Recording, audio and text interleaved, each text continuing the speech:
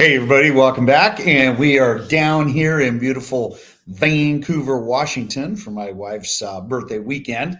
So, working off a slightly different computer. So, it'll be interesting to see how today turns out. Anyway, you can tell we've got some beautiful settings here in this lovely hotel. And I can say that if you ever get a chance coming down here, staying at the Marriott AC, definitely get the corner room with the river view because it is stunning to say the least. Anyway, so let's get the show on the road. So first of all, it says, listen, hey, we got a refi boom. We've got some mixed messages going on in the market.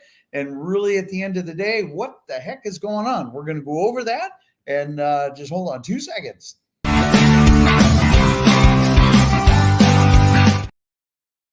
Okay, so there's been a lot of information out there. And in fact, one of the key things that came out is that when the feds actually dropped mortgage rates, and in fact, to me, it's absolutely hilarious how many marketing messages we've seen that have said, hey, look, the Fed's rate dropped half a point. You need, if you're a buyer, you need to get out there, you need to buy something right away. And I'm like, time out. Fed rates have nothing to do with long-term mortgages. You need to watch the bonds. You need to watch mortgage-backed securities. Like what we talk about each and every week, the feds control your HELOCs, your home equity line of credit. That's about as close to home as you get. Pardon the pun. Anyway, or maybe pun intended. So if you have a credit card, if you're getting a car loan, if you're getting a business loan, if you have commercial real estate, or if you're a bank that lends to each other, that is what the Fed controls. So as we take a look at this, and let's pop into our first slide here.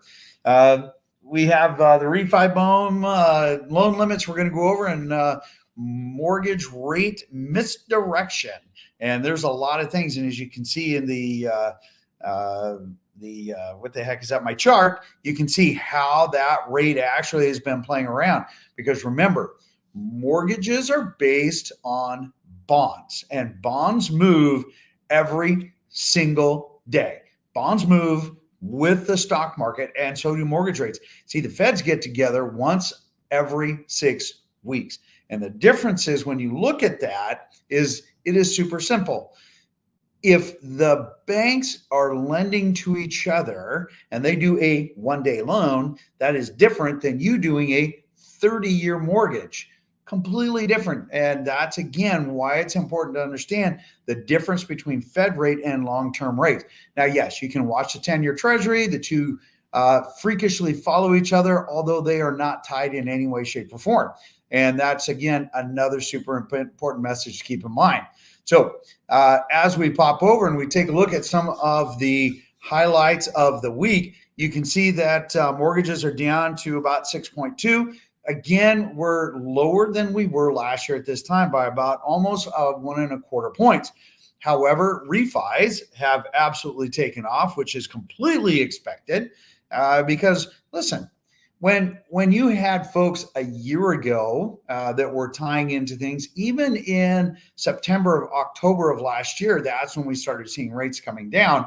Once you start to see that 1% difference today from what you locked into at, then you have a great opportunity of doing a refinance and getting your payment down. Just understand that anything less than that is a little different. Plus, we had a lot of folks actually that came in and said, George, the heck, man, why are these refinance rates not the same as what I'm seeing marketed out there? And that's another really important message. You see, most of what you see marketing for interest rates, that's called new money. You get you're buying a new home. It's a new purchase. And that is completely different than a refinance, and even more different if you're doing a cash out refinance. And they have what's called add-ons. So if you are doing a refinance, okay, well, you're going to pay a higher rate, many times as high as 1/4 to 3/8. If you're doing a cash out, meaning you're cashing out a credit card or your HELOC or something like that, and so you have a first and a second. Now you're going to make it just a first. You will pay a higher rate, and you're like, whoa, hang on a second, man. Those are home loans. Yes, but it is considered a cash out because you are cashing out a loan instead of just doing a direct refinance of one mortgage. So keep that in mind as you're looking at rates. If you see today's par pricing is, you say 6.25, more than likely you're going to see 6.5, 6 5/8 for a refinance rate. Sometimes it is, sometimes it isn't. It just depends on each lender's programs, which kind of leads into the second story. So if we come back to this and we talk about some of the mortgage rate misdirection, well, that's not really a misdirection necessarily. What they're saying is every November, the banks and the FHFA, basically the group that determine what loan limits are going to be based on the average home price versus income in certain areas. And every area is completely different. King, Pierce, and Snohomish County always tend to be bulked together, whereas Kitsap or Thurston or Okanagan County in our areas will have a different basically loan balance. But King, Pierce, and Snohomish County, those will be similar. Those numbers come out about every November. However, there are some banks that will actually take a look at the metrics since they have 10 of the 12 months and say, hey, here's the direction. It's pretty consistent what they do and how they do their math. And they can project with pretty much a lot of certainty what the next loan limits are going to be so that they can start adjusting their loan programs and invite or entice people to come in because they know that they will meet the Fannie, Freddie, FHA, USDA, VA guidelines, right? So they'll start gearing those programs up. And that's part of what they're saying is a misdirection. I wouldn't really call it that. I just call it being proactive. And I like being proactive. All right. So as we kind of head back here to our screenshot, we did put up there, should we refinance? Look, that's a free calculator that is going to be in the comment section down below, the additional information. It's free. There's no login. There's nothing you need to do. Nobody ever knows you're even on the site. Go in, plug that in and see, hey, based on what we're looking at today, what is, what am I going to look at? But pick up the phone. Be careful what you're seeing online because that's called marketing. Pick up the phone, call a couple of lenders. If you need some lenders, let me know. We'll post them here for you. And you can take a look at what is par pricing for refinances today. And you can plug that into the calculator and poof, you'll get your answer, or at least something that will be close to it. Just saying. All right. So with that, when we talk about that kind of thing, let's talk a little bit about Freddie Mac. And again, you see the big thumbs up there.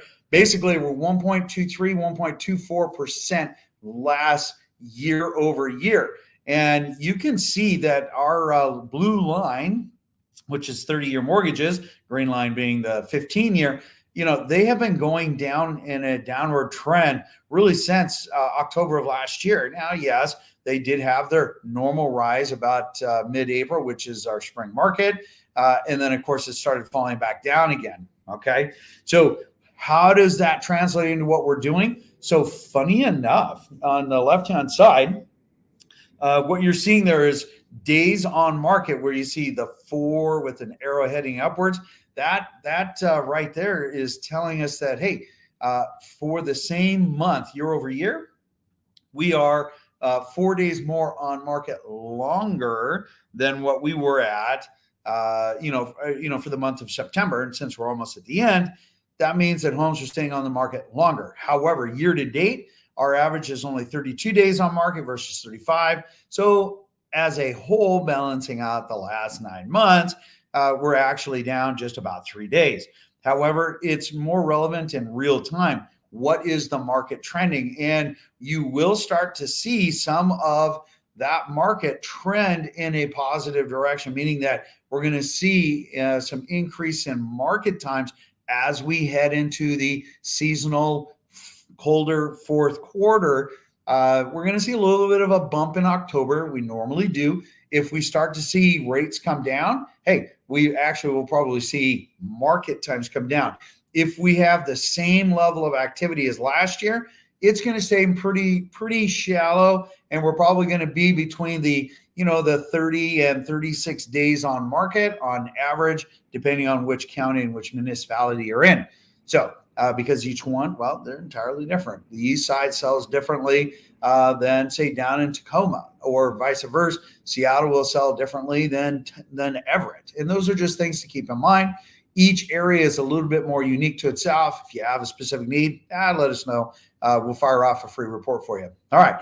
So you might say, okay, so if we're selling at 97% of list price instead of 98, and we're starting to see a few more homes coming on market, which were at about 30% more. Not really a big deal because our inventory is so low. To add 3,000 more homes, that's pretty much peanuts.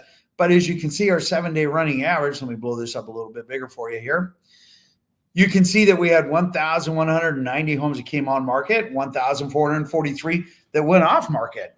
Okay, well, we are still seeing then a very positive trend where we're seeing more homes coming off market than on. That is a normal, I would say, a normal thing over the last 18 months that has been very consistent. Sure, 2022, when our rates almost went in a vertical climb there, and then of course plateaued for a long time. Sure, things slowed down, and hence that's why 18 months. And as we have been drawing down that inventory, we are seeing again more sellers being a little bit more proactive, and many times because of life changes. Perfectly normal, and that is good to see, because if we come back here and we take a look at the fact that for every home that's coming on, we've got, one and a little bit, probably 1.3, 1.2 homes going off, but we're also seeing 921 price reductions. Well, that's a little bit on the tougher nut side of things. That just means that there's a number of sellers or agents that what we call bought a listing. They overpriced, they overpromised to get your business. That's called buying a listing, not the listing agent buying your house. That's just buying a listing because they gave you a number that you really like. And then they'll just beat you down on price until you hit market value, or you just cancel because that's not going to work. Sellers just have some what we call sentimental equity, which has zero value, and the market does not see that sentimental value. They're very smart as far as buyers out in the market today. So make sure that you keep that in mind.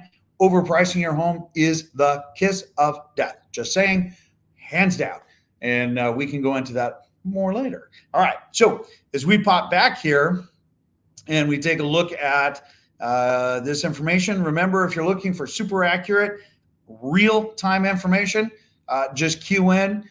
Look, every time you subscribe, every time that you come in and ring that bell and hit a like, it helps others see this. There's no marketing here. There's no selling. Just really solid information. So you just make the best business decision for you and your family. That's it. All right. In the meantime, let's kick back here. So when we take a look at this, you can see that our trend, so the middle column there actually, as you can see, says it's 30% more on pended homes. That translates, as you see the arrow over, to our sales, which are up 1.7% year over year. And that's just super awesome. So if I blow this up a little bit bigger, just looking at the month of September, since we're at the end here, look, we're up 30% on pended. We're up 7.7 on sales. New on market is up 20%. Well, that's only 1,200 homes. Same, I could say down below, it's only 1,300 homes on the pended. But as you can see, that is a bigger number compared to what we saw last year. So we're seeing a proportional number of homes coming on market and as far as going off market. Now, that also means that we're really in a very balanced market. We're not weighted any way or the other. We're not seeing a massive influx of homes coming on. We're not seeing a massive amount of homes going off. We're very balanced, and I think that the new norm at 2.3 months of inventory, 2 months of inventory, is our new norm and has been for the last 10 years. And I think that we're going to continue to see that at least for the next 4 to 5 years as we forecast moving forward. All right, so let's pop back in here again. There we go. So when we take a look at new construction, so funny enough, new construction freaking rallied. I am absolutely shocked at how well new construction actually rallied. Let me blow this up for you guys here. Look, Before we were at about, almost 2-3% behind in sales. Our pendant were absolutely struggling. And look at this, in the month of September, they have absolutely just kind of bumped forward to where we're, basically the same number of sales year over year. Instead of being negative, we're well, they're just 3 homes off, right? That's nothing. And then of course the pendant, they really caught up because they were in the 4% negative, and now we're only 3%, and they are absolutely catching up. It's only about 100, 200, let's call it 225 homes, 205 homes different as far as pendant. And that is a big deal, because in the last, I would say this month, but really in the last week, they had a massive influx of buyers coming in, tying up properties, which is everything that they needed. And you might say, George, why is new construction struggling so hard? Super simple. You have a bunch of resale homes coming on that are at a better price, and they're, people don't have to spend as much, and they're seeing, better alternatives, plus probably being in areas that they prefer to be in versus in the pocket communities where new construction is being relegated to, because, well, there's a lot less land to build on. Then they are moving in that direction. So builders had to offer other incentives, in which they ended up attracting just a number of folks coming in, which is super awesome. Okay. Good for the builders and whatnot. So when we head off into bank owned, all right. So I don't have access to, I guess on this tiny little screen, I don't really have access to all of the big numbers. So I'm not going to go into it. Excuse me, other than to say, listen, REOs are holding their own. We are seeing a few REOs coming online. Absolutely, totally normal. You're going to see that start to fall off, especially as we're heading into November. Banks politically, strategically do not like to foreclose people through November and December. It's better to wait until January, February. One, you can keep a home occupied, and two, politically, nobody wants a bad rap, in case they have a foreclosure that goes sideways. Anyway, if you have any questions, let me know. Here's the key thing for everybody that's out there. If you need any information, reach out to us. Again, there's no marketing. There's no strings attached. It's just all really good information for you. Have an absolutely beautiful weekend. It is absolutely stunning here in Vancouver, Washington. And in the meantime, you guys have a beautiful day. I will enjoy the rest of this birthday weekend with my wife.